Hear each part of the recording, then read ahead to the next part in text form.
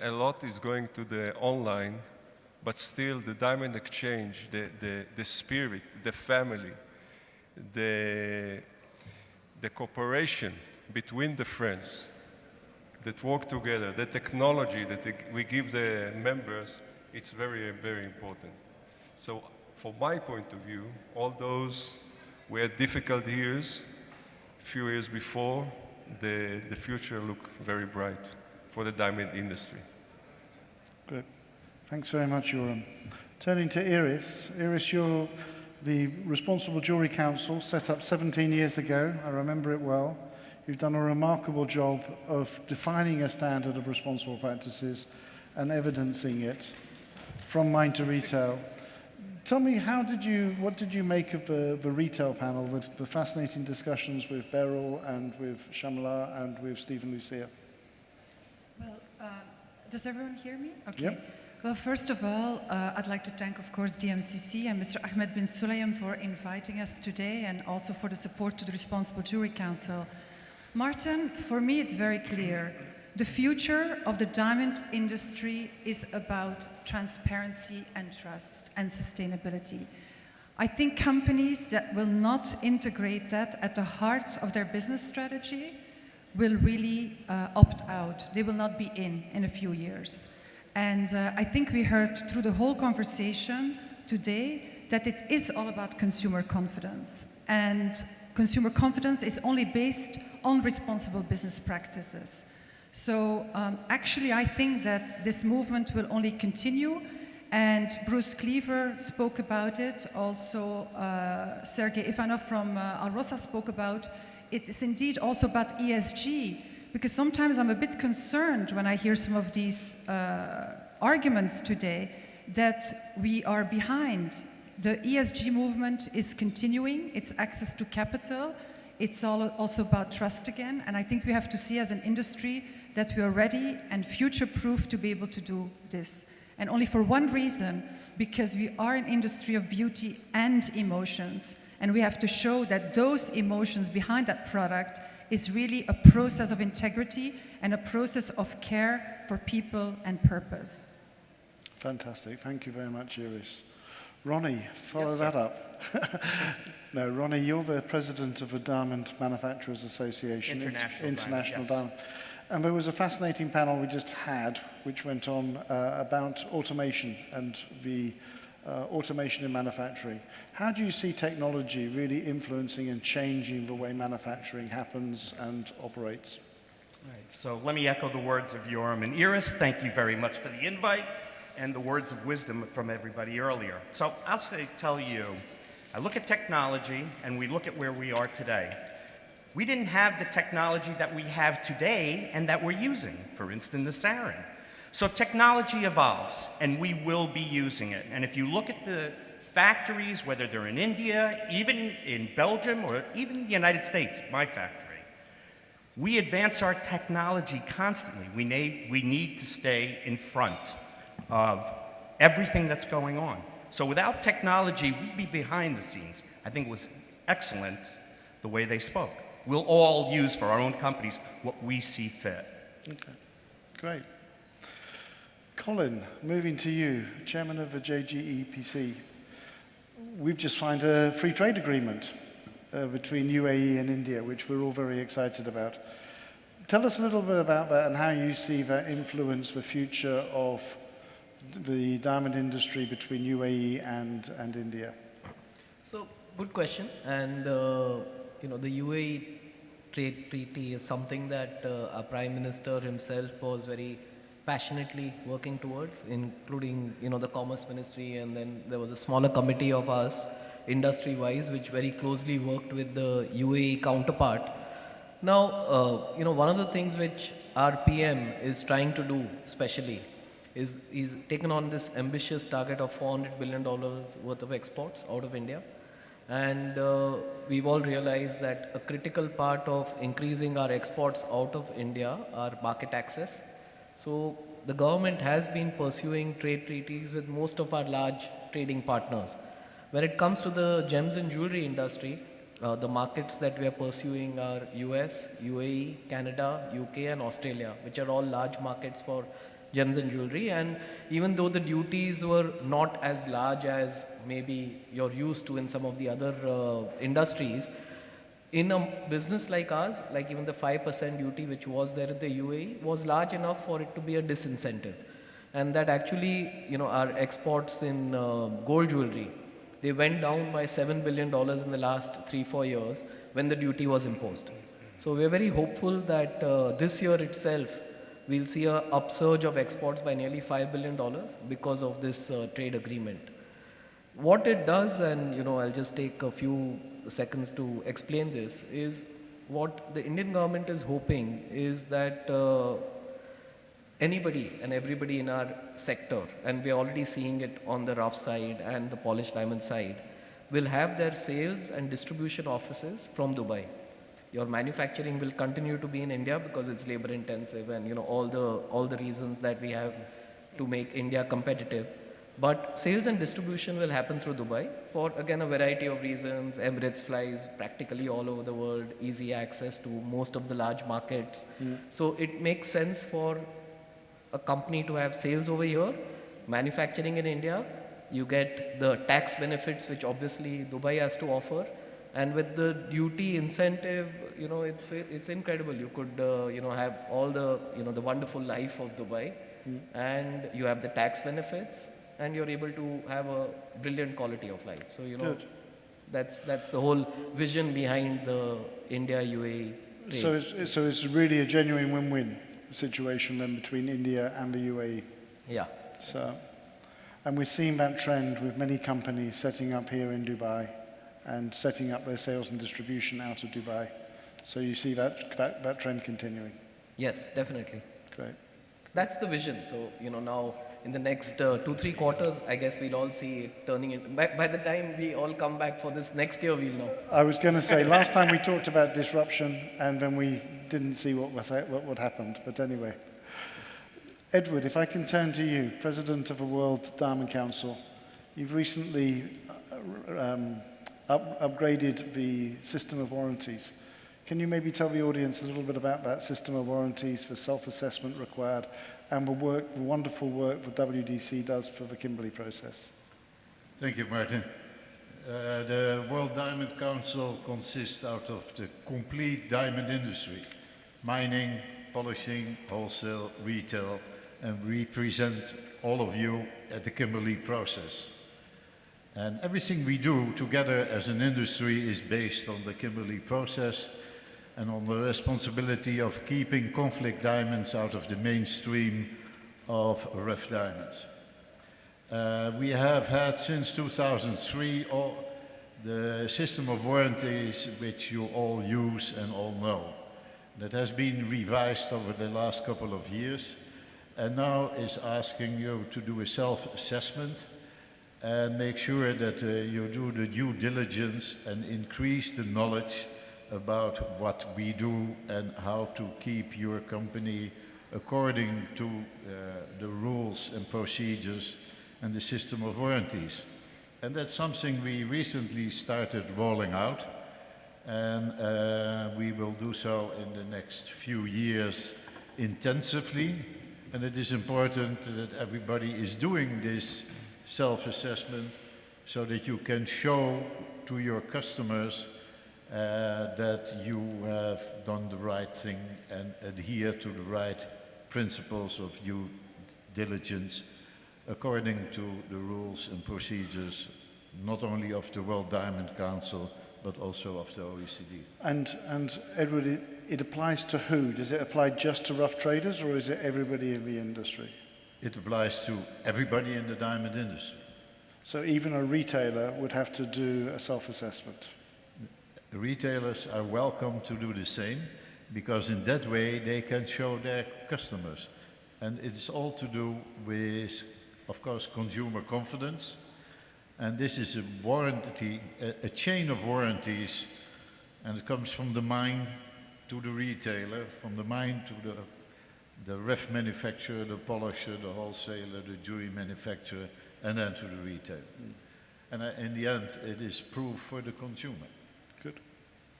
Thanks very much. Gaetano, President of CIBJO. You're a custodian, CIBJO is the custodian of the Blue Books and has done some excellent work on the webinars, especially during the COVID breakdown. So I want to thank you on behalf of the industry to keep us entertained. You've also been a great advocate for sustainability and education. Just talk to us about how you see the future of the diamonds from an educational perspective, about learning about compliance and learning about some of the requirements which are required now for companies. I would say that the future of the diamond industry, as well the jewelry industry, will be very brilliant, if I could say that. I don't see any possible negative impact. On the contrary, I mean, we have seen that during this incredible and terrible pandemic, the diamond and jewelry industry has acted and proacted very well. The people has been able to make adjustments or reconversion we have seen during this past 2 years, not only because the webinar, but the use of the technological tools such as internet. We all have met in Zooms or the different platforms, and we're now here enjoying in person after 2 years. I see that our webinars has been followed by many thousands of people. I'm very happy about that. And this obviously has been our contribution, and I hope will be our contribution to the industry with whatever we can supply. So thank you very much. Thanks, Gaetano. Coming back to Yoram. So you said that they're going to have 2 new Bourses, potentially. Tell me, what is your, when somebody would say, what is the use of a Bourse these days? Everybody does business in their own offices or through tenders. They're not trading on the floor like they used to do. How are the Bourses evolving to keep track of the speed of which the diamond transactions are happening? What are you doing to make sure that the World Federation stays relevant to the diamond industry? First of all, as you know, we have the arbitration. And we don't use it a lot, and I'm happy with that. But I think the reason that people, when they do it, and you know the transaction in our business is billions, between Dubai to India, between Israel to India, between Antwerpen, it's billions. And the reason we don't have too much arbitration, because people are honest, we have a very good community from one side. From the other side, they know that it's very fast, they can be in arbitration, and it's cut clear after 2 weeks, 1 month. It's not like in court that it can take years. I can give you an example from Israel Diamond Exchange, where I serve as a president. When we went to the authorities to sign new agreement, new tax agreement, we represent more than 3,000 members. And we have many difficulties, but in the end of the day, when you're coming in the front of 3,000 members, the government, the authorities look at you totally different.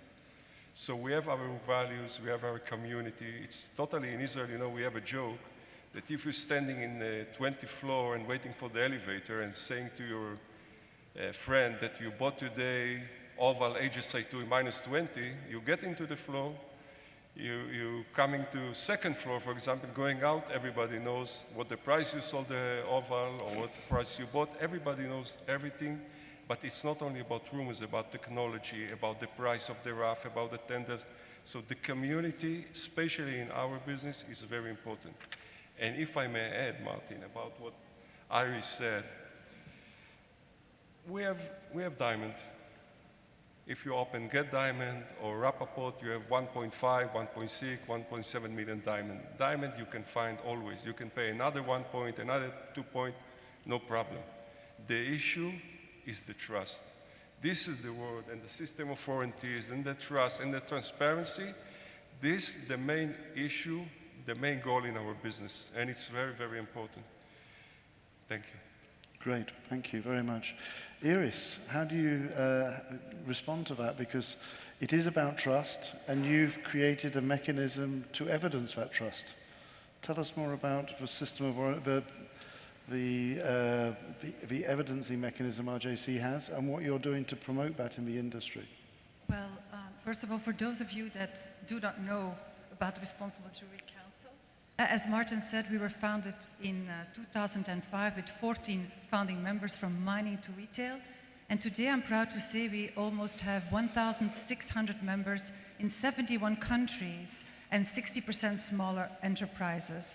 So it really shows when in 2005 those leaders had a pioneer vision to create a standard-setting body to deliver that trust, that this was definitely a mechanism that is functioning. And what does that mean concretely?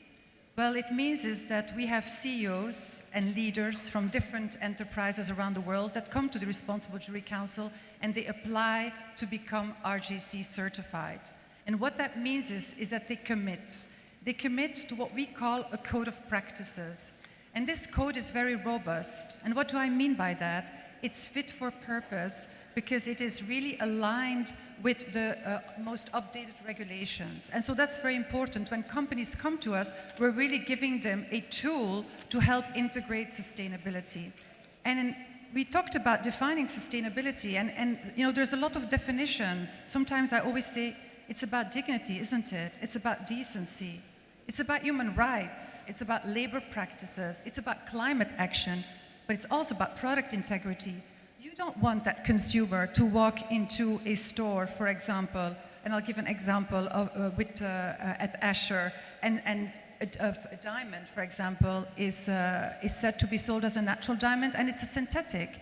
So product integrity is super critical, and that's the strength of the code of the RJC, because we have all of those elements. And actually, when a company commits, it has 2 years for certification. And one comment I wanted to make, Martin, and I think that's really good. First of all, actually we saw, despite COVID, we saw actually almost 20% growth and many small enterprises. And we're getting a lot of questions from young designers, and they're thinking even a step further. When they start creating, they start to think about the materials they use. They think about circular models. They're looking much deeper into their supply chain. So this movement is continuing. And we, as RJC, are here to support the whole industry. And one final comment I want to also make is, we should not forget that everything around the Responsible Jewellery Council, so all the toolkits, all the educational material, is free available on our website. So even if you do not decide to become an RJC member, which I actually would recommend you do, you still have all the material, and you can still join many of our webinars. So this is definitely a call for action to take sustainability as a priority to deliver that trust that we need to deliver the promise to our consumer. Thanks, Iris. I mean, when you think about sustainability and you go down the extremities of sustainability and traceability, and we talked a lot about lab-grown diamonds earlier on, how do you see, I'm going to move it actually over to Ronnie to say, what do you say to your members who want to do lab-grown diamonds instead of natural diamonds? Because from a sustainability perspective and also from a profitability perspective, maybe there's a better market. And I'll let Iris also come in as well if she wants to. So there's a couple of things that I want to say just before we get going. And IDMA is very proud to have been the first diamond organization to join the Council of Responsible Jewelry Practices, now the RJC, and also, along with our WFDB and CIBJO partners, formed the World Diamond Council. So let's talk about the sustainability that you're mentioning, lab-grown diamonds. We found during COVID how many of the companies, and I'm going to use this as an example to my Indian colleagues in the audience. In 2007, I was invited to speak at Minds to Market. I was invited to speak about lab-grown diamonds. Well, let me tell you, the silence that you hear in this room is the same silence I received with a wide audience when I brought up lab-grown diamonds.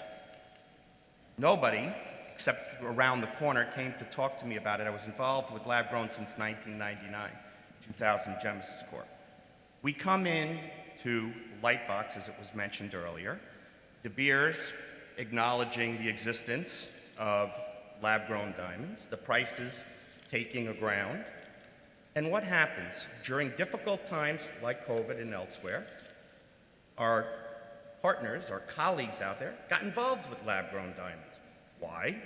To keep their factories operating, so not to have a repeat of the 2008-2009 crisis. So what do I say for those that, like was stated earlier, as Beryl said, we need to work together. And lab-grown diamonds will have its position in the industry from now throughout the future. No question about it. So if they want to be in it, be in it. But when you talk about lab-grown diamonds, talk about lab-grown diamonds and what they are, not what they're not. That's very important for everyone.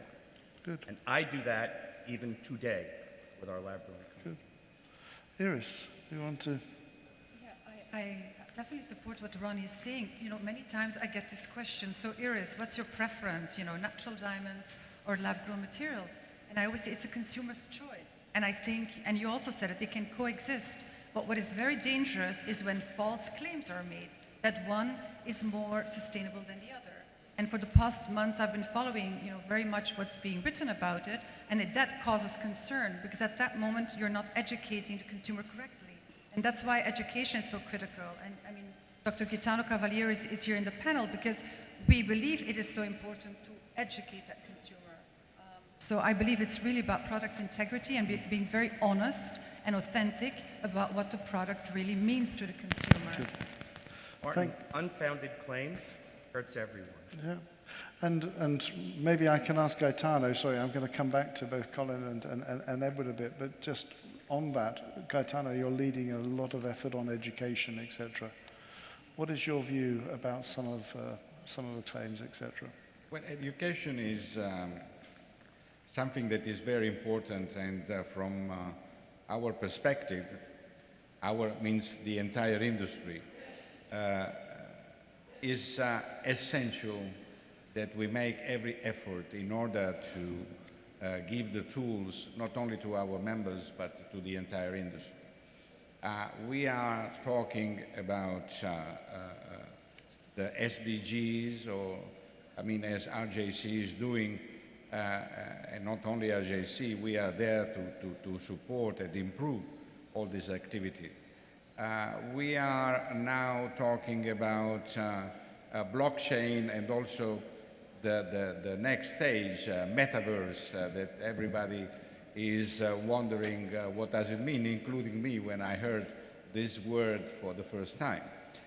But we certainly have to improve our efforts in order to give the tools, not because we pretend to educate, we certainly not, but we have to give the tools of what we are capable to produce in terms of improving the industry and let the industry shining more than what is doing today. So education is essential, is important, and is important in order that our members, in terms of members of the industry, can show how good they are in order to maintain, improve the consumer confidence.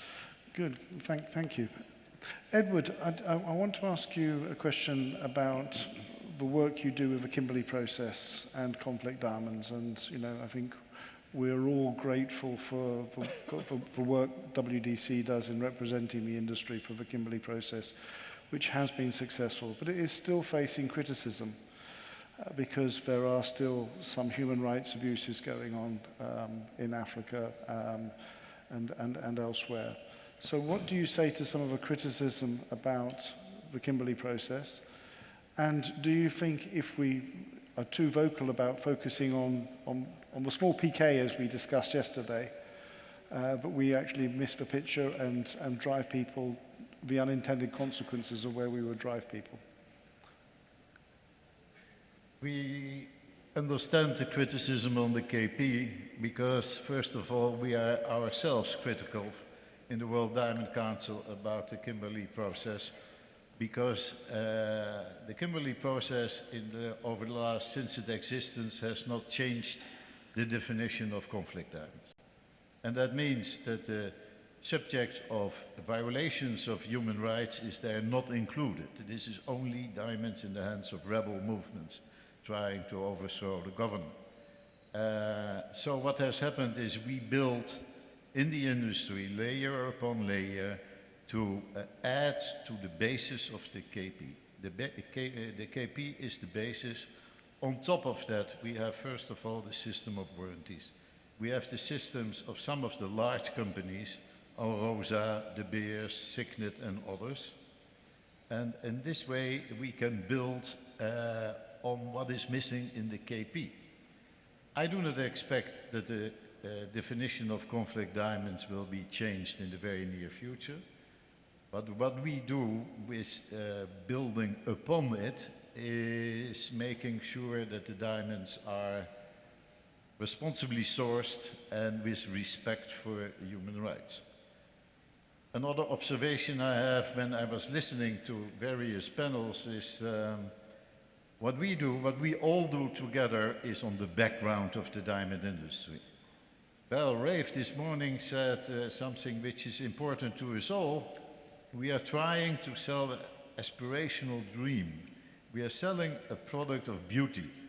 And sometimes in all these technical discussions and developments about new technology, about system of warranties, about traceability, that is not the first thing on the consumer's mind, as she explained. It is about emotion. And it is what we do at the background is to protect everything we have. But on the foreground, this is what we are selling, a thing of beauty and a thing with an emotional product. And that goes, in my opinion, extremely well with the natural diamond and the natural diamond industry, where the diamonds come from the mines, and we must make sure that they are not only responsible sourced, but with respect of human rights. And that's the mandate of the World Diamond Council, but that's the mandate of us all together here. Good, thank you very much. Very well said, Edward. Colin, if I can come to you and ask you for an Indian perspective on lab-grown diamonds. Obviously, there's a lot of lab-grown diamonds being made in India and also being cut and polished in India. What is the GJEPC's view on lab-grown diamonds and natural diamonds, and how are you managing that issue? So GJEPC has close to 8,000 members, and we represent I guess everything and anything in gems and jewelry industry.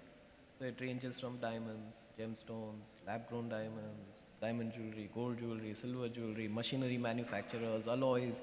So lab-grown for us is one more sector that we promote amongst our entire gamut or basket of membership which is there. Having said that, it's interesting, but see, I'll give you like several perspectives. One is lab-grown is definitely here to stay. And we've heard it, I guess, over the last 2-3 years, that it's not only here to stay, but it's growing. So, in India, our exports used to be $100 million of lab-grown 3 years back, which has grown to $1 billion this year. So it grew 10x in 3 years. And we all feel at the current rate of growth which it's showing, and the number of machines which have been installed in Gujarat and in Maharashtra, both places, it will be a $3 to $5 billion industry in the next 3 to 5 years. So that's definitely happening. Secondly, and interestingly, from the India perspective and from the GJEPC perspective, mining in terms of carats is 10, 15, 20% down, depending on the miner you speak to. So that workforce, which used to be employed in the natural diamond side, has been effectively employed on the lab-grown side, because there's that much more opportunity to cut and polish lab-grown diamonds. And not only cut and polish lab-grown diamonds, but it's a huge employment generator even for jewelry manufacture, sorting, all the other ancillary services which go with anyone in the gems and jewelry trade. So in terms of employment generation, it's good for the country. in terms of it coming at the right time, because natural diamonds, the Argyle mine closed down, and that obviously was produced in a large way in India. So we've been able to absorb that, the workers over there. And lastly, but not the least, as the tech gets, manufactured in India more, it will be a net forex earner for the country, because, then we're not so dependent on imports. And in a country like India, where we're dependent for energy also, and gold is the second largest import for our industry, and diamonds also traditionally has been $20 billion import of rough diamonds. The government is looking at it quite positively, that this may be an industry which is a net foreign exchange earner. So in terms of forex, in terms of employment, it's a good sector. Good. And in terms of demand, it is coexisting with the natural diamond industry. We've seen that happen in the last 1 year. So I guess even that debate is, rested, so as to say. So it's not cannibalizing the natural business, it's generating employment, it's good for the country, I think, in all ways. So it's good for GJEPC, in terms of promoting as a sector. Yeah. Thank you, Colin. And I definitely have heard many people say, with a shortage of diamonds post-COVID and a rapid demand, the fact that you could actually also manufacture lab-grown diamonds has helped many factories get through the shortage, etc. Yoram, I'm going to turn to you on lab-grown diamonds for WFDB. What is the WFDB's position on lab-grown diamonds? What do you say to your members who see great business opportunities, as Colin was describing, in lab-grown diamonds? What are the criteria for managing and dealing with lab-grown diamonds within the World Federation? Well, I think we have a different product here. I want to remind you, and I have to be honest with that 3 years ago here in Dubai, we discussed about this, and as the president of Israel Diamond Exchange, we make 3 films that we pay for them. And if you remember, we sent them all over the world, in YouTube, in all the social media, in the same day, all the 29 Bourses. Today, I see it differently. And we are saying only donkey don't change his mind. Yes, they are here, and they are here to stay. The gap today between the price of lab-grown and natural diamond is around for the retailer, it's almost the same. It's not the same, but the difference is not big. For us, as dealers, the difference is 70-80%. In the minute the difference will be 70-80% in the store, in the retailer, it will be totally separate. And this is the process, and it's going to this way. And this is a totally different product. If people can make money with that, it's okay by me, and I'm sure many of the audience or some of the audience are doing. Of course, as we discussed with Iris before, and by the way, all those issues that you mentioned are our issue for the president meeting for the Thursday and Friday. And full transparency with the synthetic diamond, with lab-grown, this is the most important issue from my point of view. Okay. Thank you. Thanks, Yoram. I'm going to jump over, I'll come back to you, Iris, but Ronnie, you're American. You live in New York. You're a proud American, drive a Harley Davidson. I do.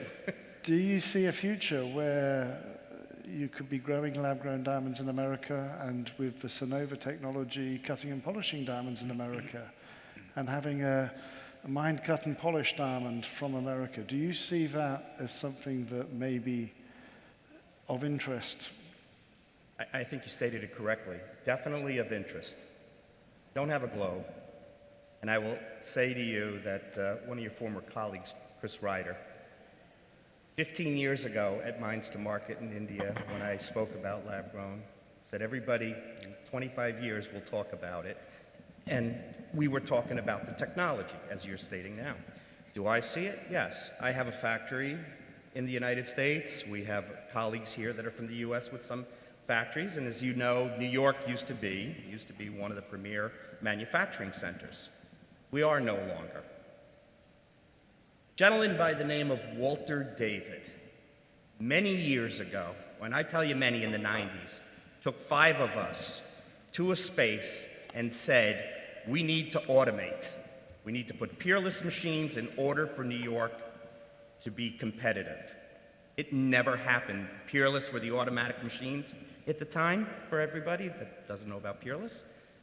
If we had listened and advanced ourselves with that technology, we might still have a manufacturing center in New York. So yes, do I see it? Do I have a crystal ball and say, yep, we're gonna, I can see this in the future?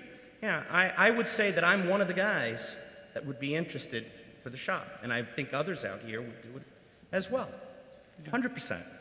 Good, thank you. Colin, I'm going to come to you. What was your take on the technology panel, the fully automation potential of diamond manufacturing? How do you see that? Obviously, India employs a lot of people in the diamond sector manufacturing. How do you see the technology affecting India? See, I'm sure all of you all over here and mostly everyone in the audience has traveled to India, I guess, in the last few years. And if you see our industry, and not only the industry, but the entire country, and I guess has transformed in the last 2-3 years from being very labor intensive to becoming very, very tech oriented. So we've, I guess, moved from left to right very quickly. And especially if you take our trade, whether it's on the diamond side, gemstone side, or even the jewelry side, I guess there's any tech in the world which is happening, it's there in India. Yeah. If you see any of the factories and offices. So having said that, I think when you speak to most of the entrepreneurs, our members on our side, they're investing heavily in tech. And everyone's going super digital. Everyone's recognized and realized that, I guess e-commerce is the future. Believe it or not, AI has come already in a big way. Machine learning has come in a big way. As GJEPC, we're doing several projects. Actually, we're working very closely with IIT in Powai. So where we're actually setting up a center of excellence with a lot of research, with some engineers over there on how to improve casting techniques, how to predict better what SKUs will run at retail, where a lot of manufacturers and retailers have started sharing their data. So big data, like even they said, is the future, and I mean, we completely believe in it. And as council and the government, we've actually taken a lot of initiatives, I would say, in the last few years in that direction, in how we can, I guess, waste less, because what most of us landed up doing is spending a lot of money on product development, which is like a high cost, whether it's on the diamonds or the jewelry side. And what AI and machine learning is teaching us is how to reduce that cost. So that's happening for sure. And believe it or not, even robos, on the factory front. So if you come to some of the factories who've just started implementing it, they're actually using it for a lot of processes on the diamond and the jewelry side. So, I'm seeing that happen for sure. Further to, something I just wanted to add to the previous question, and, especially on the compliance front. So, and for benefit of, I guess, the audience over here, is GJEPC is the only authority now in India to issue the KP certificate. So any rough which comes to India, the KP can be only, issued by the council. So further to that, the council is taking the whole job of doing the KYC extremely seriously. Not that it wasn't doing it seriously, it was always doing it, but now we've taken it some notches higher. And we've been working very closely with WDC, IDMA, I guess everyone, and completely agree with everyone over here that I guess this whole process of KP and how do we, I guess make it more important in the world, Council is totally for it. So, just wanted to add. Thank you for that, and actually that's really important. And that's going to actually just bring me on back to Edward. From the World Diamond Council, you talked about the new system of warranties and the self-assessment. You've also, in the system of warranties, now included anti-money laundering, anti-corruption, fair labour practices, etc. What do you say to the comments? Is that a bit of mission creep? For Kimberley Process was always set up to deal with conflict diamonds, and now we're adding on extra components to the system of warranties. How would you respond to that, Edward? I'm happy with that mission creep, actually. It's a great step forward. And it was during the last plenary in Moscow that the 7 principles of responsible sourcing, which include these steps, was accepted as a declaration. And later we saw already that the government of India was using it when they said that rough diamond imports were centralized through the Gem and Jewellery Export Promotion Council, and one of the reasons was this declaration. But what I see in the discussion that we had so far is that new technologies that we heard about is also an opportunity for the benefication, because the supply chain will shorten, and that means that some African countries will have an opportunity. Another development that I see is a 2-tier market. What do I mean with that? I mean, not all diamonds are exactly traceable like people who have sites or contract with mining companies direct. There are a lot of diamonds in the world that are conflict-free, but not in a blockchain and not with a brand. And some of the brands have traceability in blockchains, have a guarantee from big mining companies, but a lot of diamonds have not. I see a price difference between those diamonds and the other ones. Is that bad or good?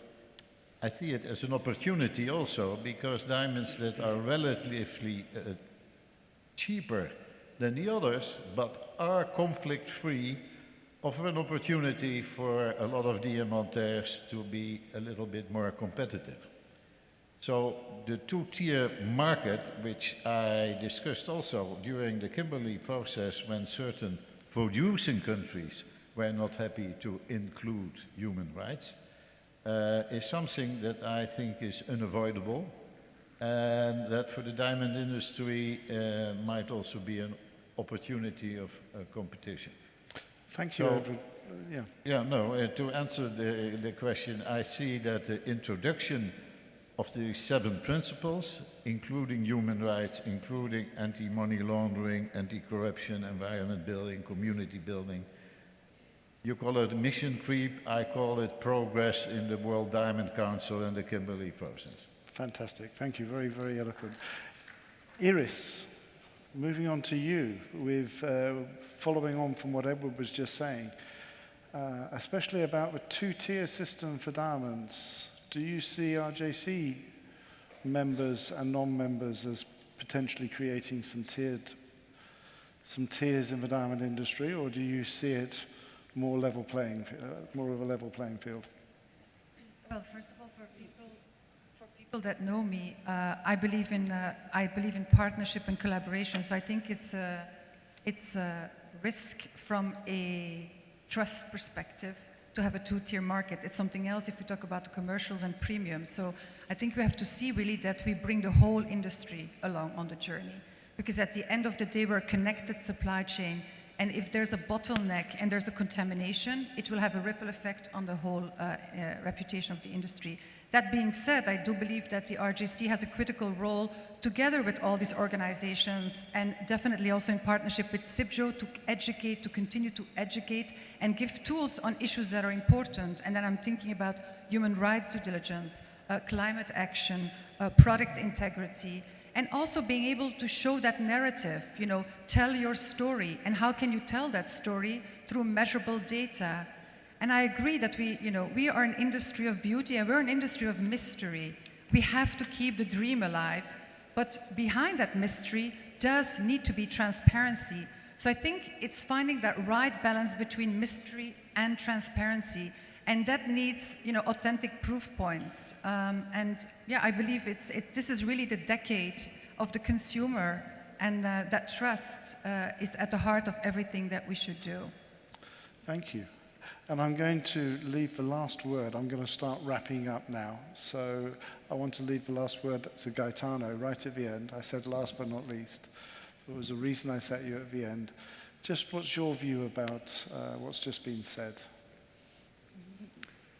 Well, I think that I mean, first of all, it's been very interesting listening all the day, the conference, and listening to the different point of view. What I would recommend is that the industry has to go forward into what is the responsible activities, meaning act with great responsibility as it has been done up to now, improve it. Under the CIBJO point of view, we are working very hard on that with the agreement that we have done, so we will go to educational program, as I said previously. We are very happily working with the World Diamond Council, with ITMA, with the Gems and Jewellery Export Promotion Council, RJC, and WDC. And of course, we are taking care of activities done in the LBMA for metals or OECD, and obviously, we are very, very proud to be part of the United Nations Economic and Social Council.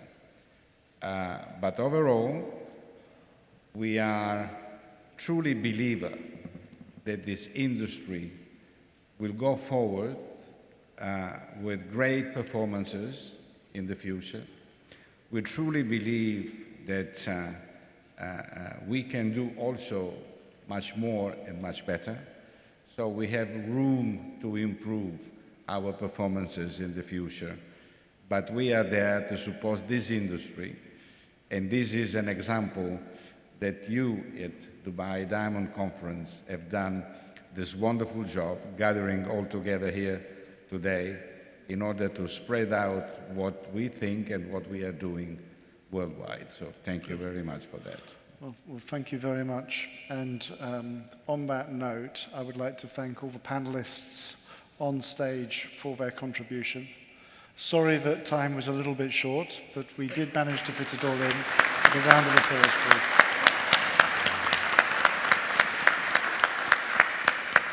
And ladies and gentlemen, that is a bit of a wrap. We've got a gala dinner coming up tonight, which is going to, the doors are going to open at 6:30, and we would like everybody to be seated just after 7 o'clock. Although, judging on the number of people coming, I think that's probably quite optimistic. But I think that we would like to thank everybody for coming. It's been a really fascinating day. There's been lots of conversations, and I look forward to continuing those conversations this evening, and actually throughout the whole of the week. I will just remind everyone that tomorrow there is the JGT, the Jewellery, Gems and Technology Dubai show, starting tomorrow at the Dubai World Trade Center in the DIFC. For those interested, there's also the Botswana Investment Forum tomorrow morning, and Angola. What did I say? Oh, no, Angola. I'm very sorry. It's the second time. From Angola. And then we also have tomorrow afternoon in the Almaz Tower the opening of the Israeli Diamond Exchange that we will be very proud to do officially. Finally, as Yoram and Ronnie mentioned, the World Federation of Diamond Bourses and International Diamond Manufacturers Associations are having their presidents' meeting on Thursday in Almaz Tower. There is an opening ceremony and an opening discussion panel happening, and we would welcome anybody who's attended the Diamond Conference to also attend that. It starts at 10:30 in the morning, so if you've got a pass, your pass will get you into that. Please register, just so that we can keep track of everything. And with that, I would like to say thank you very much to everybody, and I will see you tonight at the gala dinner.